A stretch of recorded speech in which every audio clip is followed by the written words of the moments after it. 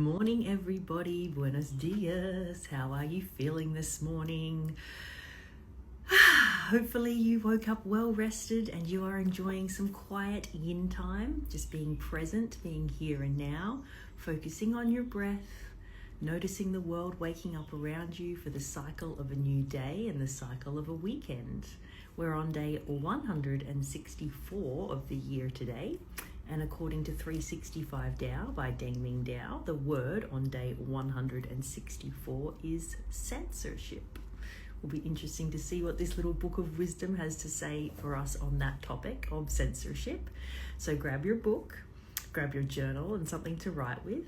Find a nice quiet and comfy place where you're not going to be disturbed for the next 15 minutes or so while we read together, remembering that 15 minutes is just 1% of your day. So we're going to take this little 1% of our day, be here and now, be present, focus on our breath, watch the world unfold around us, welcome the cycle of a new day, and read together on the subject of censorship.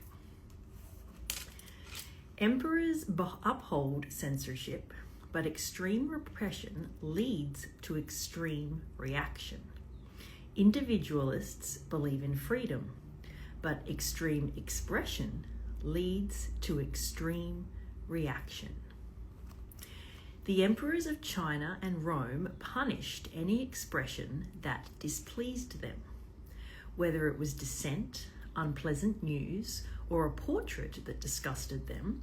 They were ready to destroy the perpetrators without hesitation. Today, there are democracies, but no less a tendency to punish dissent, manipulate information, or castigate artists.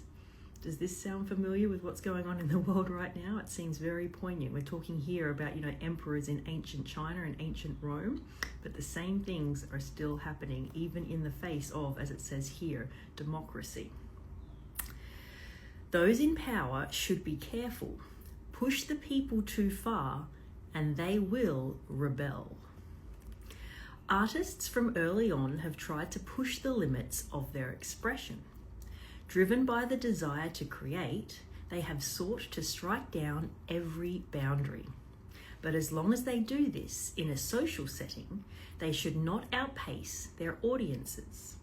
Those who create must be careful. Challenge the people too much, and they will rebel.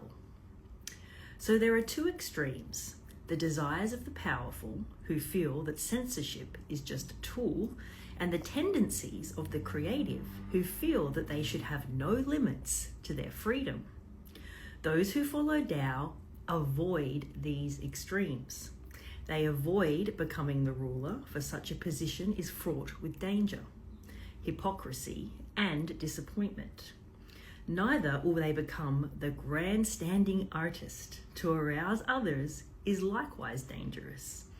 If they must rule, they use compassion as their standard. If they do create, they find satisfaction in self-expression. Above all, they avoid any extreme that will take them from Tao. Wow, so that's a great lesson for today and for every day, is to avoid extremes, right? We want to keep everything balanced and harmonious. We don't want to go too far one side, too far the other, and that's what the yin and the yang symbol, and pretty much Tao in general, is all about keeping to the middle, keeping harmonious, keeping balance, and keeping with the flow. If you go from one extreme to the other, think about a seesaw. If you go too much one way, too much the other way, with too much force, it's not going to be pleasant for anyone. You're probably going to fling the other person off and cause all kinds of problems. But if it's a reciprocal exchange, it's harmonious, it's balanced, you're working together, you're working with what is, you're not forcing anything, you're in the flow. That's what we're looking to achieve. And as it says here, avoid any extremes. Don't go to one extreme or the other extremes. Stay to the middle. And as it says here, rule with compassion, have compassion for others. And that's all about keeping to the middle as well. It's not going from one extreme to the other. It's being in the middle and having compassion for other people. There's some really, really great nuggets of wisdom in today's reading, so I encourage you to go back in your own time and reread them. It's also pretty interesting how we reference, ancient China and ancient Rome here in the beginning, and those, dictatorships is what they really were. And it's interesting how that is actually quite relevant and poignant today as well. It's pretty interesting that, you know, the human condition, even though we're going through cycles and, you know, evolution and change and all those kind of things, humanity is still faced with a lot of the same problems that we've had since, you know, the dawn of civilization. So it's pretty interesting to reread it in your own time and pull something out that really resonates with you, and you can write about it as your journaling prompt for today. You can perhaps meditate on it. But I think the biggest takeaway from today of all is to avoid extremes. And that's can be extremes of emotions.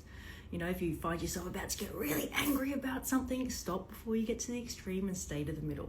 That can be easier said than done, but just avoiding extremes, staying to the middle, keeping things harmonious and balanced and in flow, and yin and yang is really what we want to set out to achieve in life. Avoid extremes. And I love also what it says here about finding satisfaction in self-expression. That's a beautiful way to think about any creative practice that you have. So many good nuggets of wisdom in today's reading. So pull out what resonates with you, meditate on it, journal about it, and enjoy this beautiful, beautiful day on day 164 of the year.